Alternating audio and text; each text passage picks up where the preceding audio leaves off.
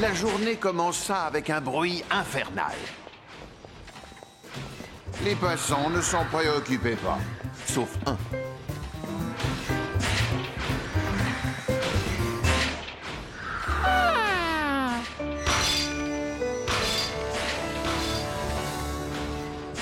Je ne sais pas ce qu'ils vont construire, mais c'est impressionnant.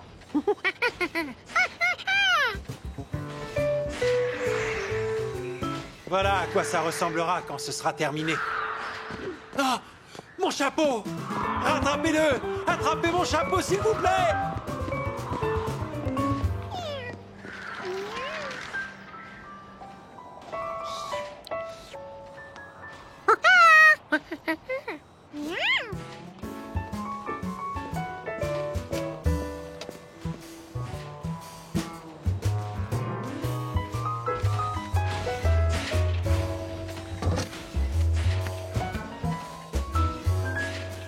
Il y en avait des boîtes sur cette table.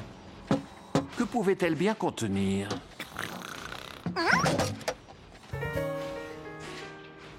Oh, c'était le casse-croûte des ouvriers et ça sentait délicieusement bon. Mais Georges était plus intéressé par les travaux que par la nourriture.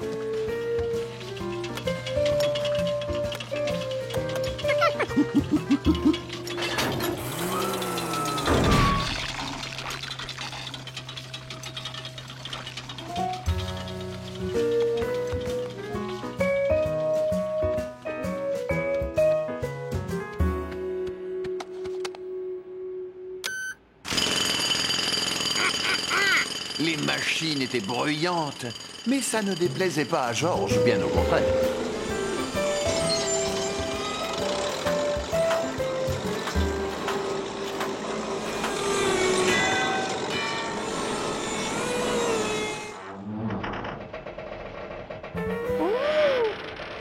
Et vous avez entendu? Voilà que ça recommence. Pourquoi la structure métallique fait-elle ce bruit? Je pense que le sol sous les fondations n'est pas stable. J'arrive pas à en connaître la cause. Mais il faut me sécuriser cet immeuble. Il va falloir fermer le chantier tant qu'on n'aura pas résolu le problème.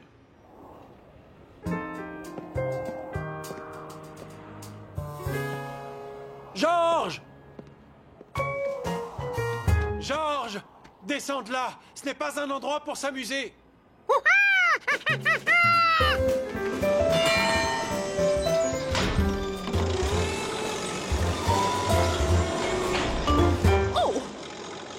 Dites, monsieur, il est à vous, ce singe?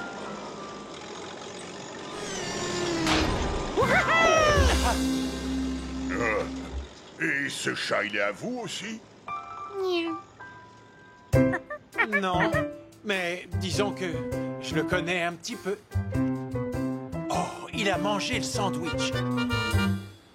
Puisque c'est comme ça, je vous offre le repas.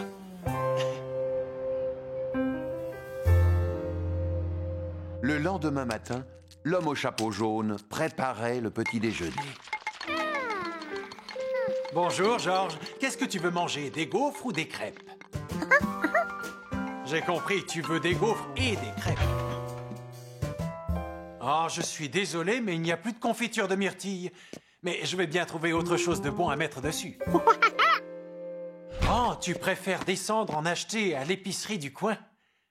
Tiens, voici un billet. Et surtout, sois très prudent. En sortant dans la rue, une chose le surprit. Il n'y avait plus de bruit. Mais alors, l'immeuble était construit. La confiture pouvait attendre. Non, l'immeuble n'était pas terminé. Et personne ne travaillait.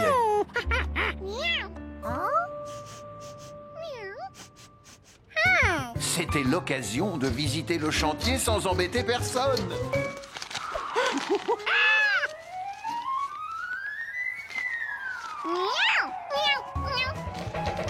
Adieu, billet. Adieu, confiture. Heureusement que Boussole passait par là. Pour le récompenser, Georges lui donnerait un peu de confiture. Pour Gaspard, le fidèle compagnon du concierge, c'était beau une vie de chien. Surtout quand elle se passait sur un tapis rouge.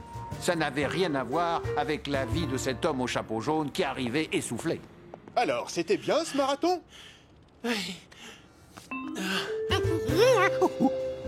Vous avez gagné un trophée. Et vous êtes arrivé 17e. Toutes mes félicitations.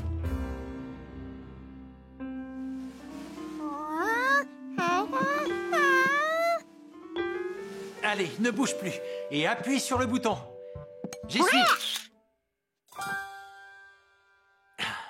Je vais l'installer là, à côté de la vache qui a des bottes rouges.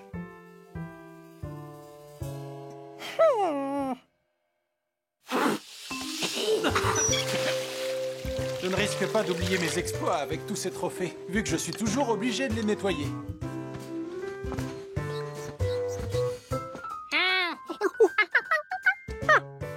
Celui-ci, je l'ai reçu pour avoir découvert et escaladé la montagne du chapeau jaune.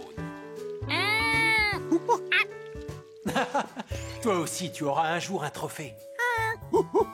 Et ce sera pour avoir accompli une belle action. Tu recevras peut-être le trophée du meilleur petit singe. Je ne suis pas sage comme une image, se dit-il, mais un jour, je trouverai une bonne action à faire.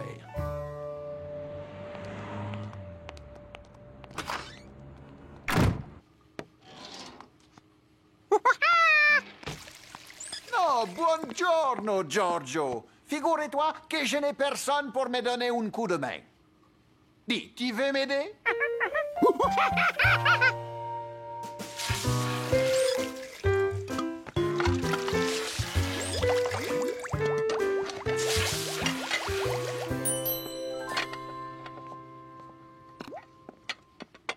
Et voilà le travail. Bravo, on a terminé. Grazie.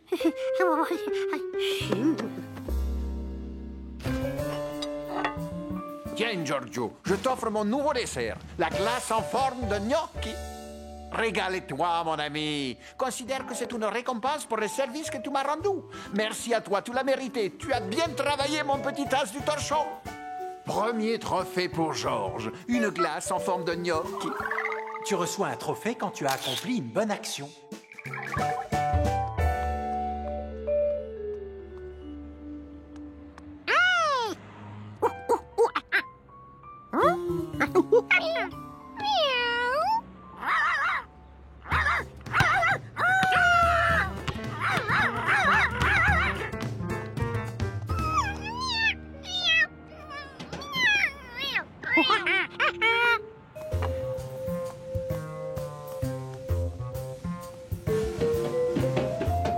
Charlie! Charlie! Où es-tu? Ah, te voilà!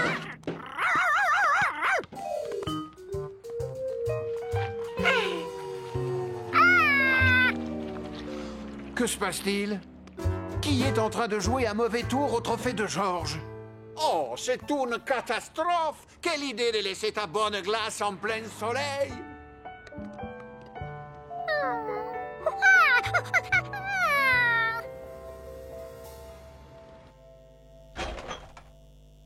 Bon, on verra. Je pourrais peut-être l'arranger plus tard. On ne sait jamais.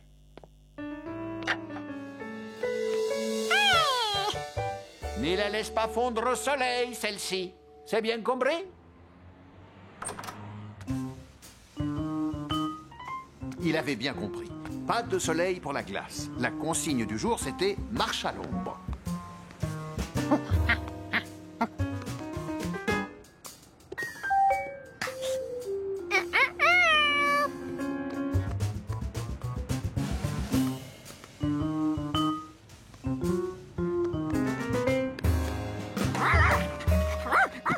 Salut, Georges!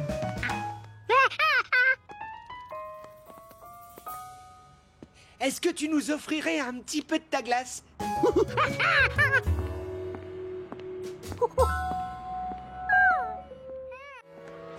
Tu t'es bien amusé avec le chef Pasghetti? Aussi nerveux qu'un débutant, le cuisinier faisait griller ses végétaux burgers. Enfin, c'est ce qu'il pensait.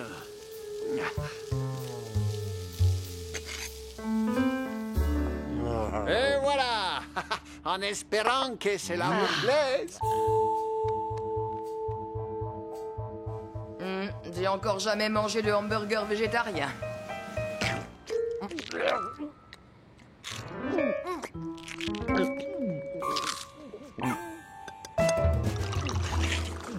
Ils n'ont vraiment pas l'air d'apprécier.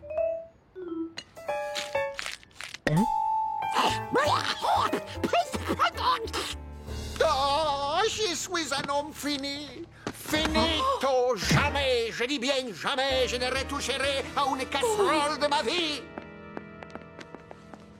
Comment on a pu en arriver là?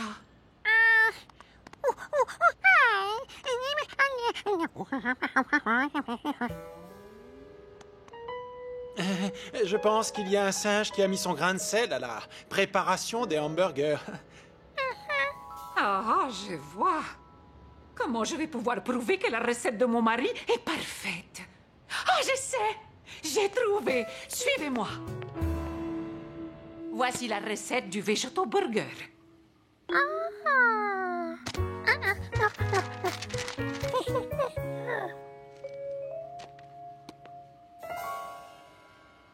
Ça, ce n'est pas une recette de cuisine, c'est le projet d'agrandissement du jardin potager. Attends, ne me dis pas que tu t'en es servi pour faire les hamburgers. Oh. Écoutez, on va tout reprendre à zéro. Des pois chiches réduits en purée. Oh, il ne faut pas faire ça à la main.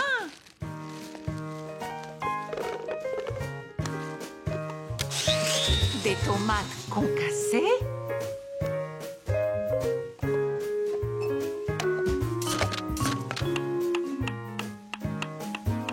Georges mit la main à la pâte et n'oublia pas d'ajouter le poivre, lui.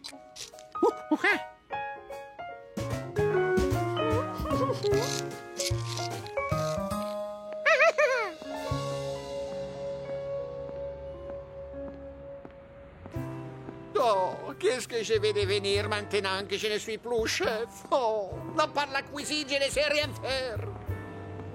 Ah, Anna! Anna!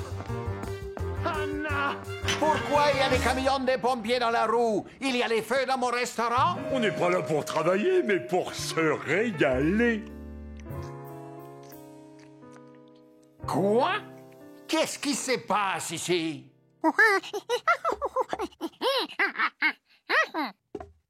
Georges dit que c'est lui qui avait préparé les hamburgers pour le pique-nique, pas toi. Ah, Anna? Tu arrives à comprendre, Giorgio? Non. Enfin, l'important, c'est que cela soit fait à partir de ta recette. Ah.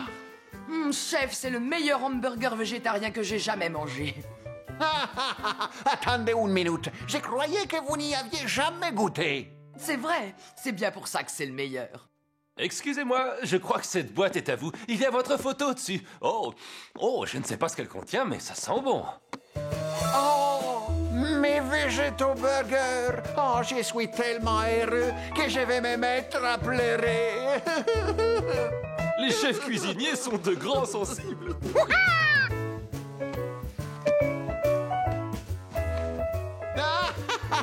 Alors, ils vous ont plu, mes végétaux burgers? Vous en voulez encore? Ah oui, s'il vous plaît. Ah oui, vraiment.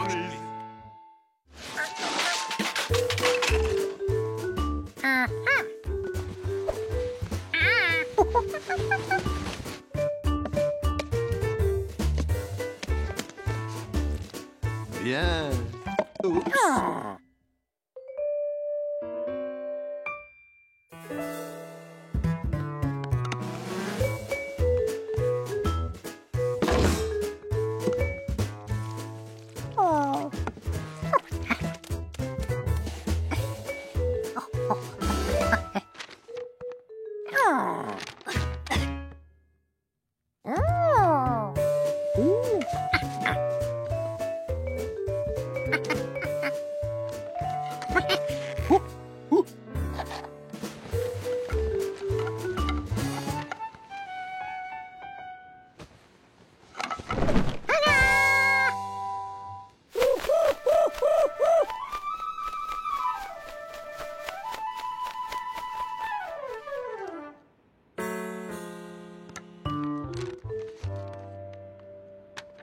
C'était loin d'être parfait.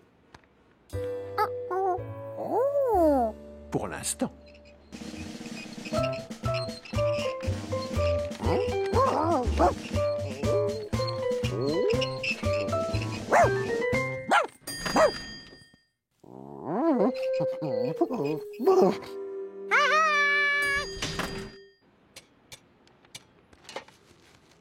L'œuvre de Georges avait tout d'un arbre. Et le pigeon voyageur était ravi sur son nouveau perchoir. Oh, regardez-moi ça, mais ce n'est pas possible. Oula, que s'est-il passé ici? J'avais laissé Gaspard seul, et lorsque je suis revenu, il y avait de la terre partout. Ah, si seulement je savais parler teckel. Et moi, pigeon, ça m'arrangerait. Il y a un pigeon voyageur qui s'est installé sur mon balcon. Il ne serait pas bleu avec une bague jaune, par hasard? Tout à fait. Vous l'avez vu, vous aussi? C'est Boussole! Je croyais ne plus jamais le revoir. Je me suis dit qu'il serait plus heureux s'il avait un petit arbre sur lequel... Oh! Oh non! Quelle pagaille! Une chatte n'y retrouverait pas ses petits. Si l'un de nous parlait teckel, on saurait ce qui s'est passé. Georges, où es-tu?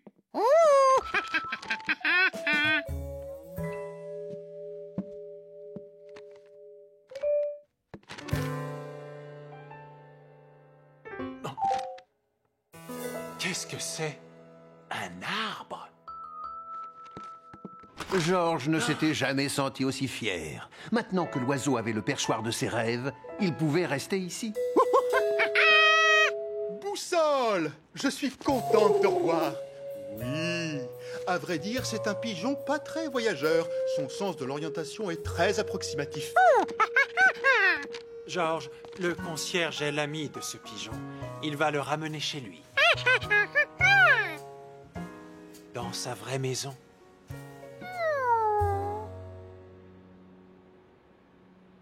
Regardez qui est de retour. Tu vois, c'est ici qu'il habite.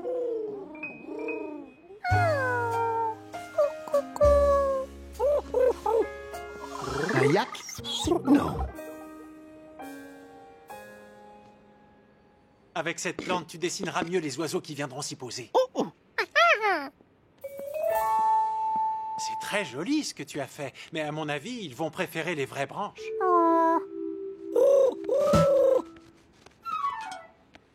Boussole, regarde ce que je t'ai acheté. Fais comme chez toi.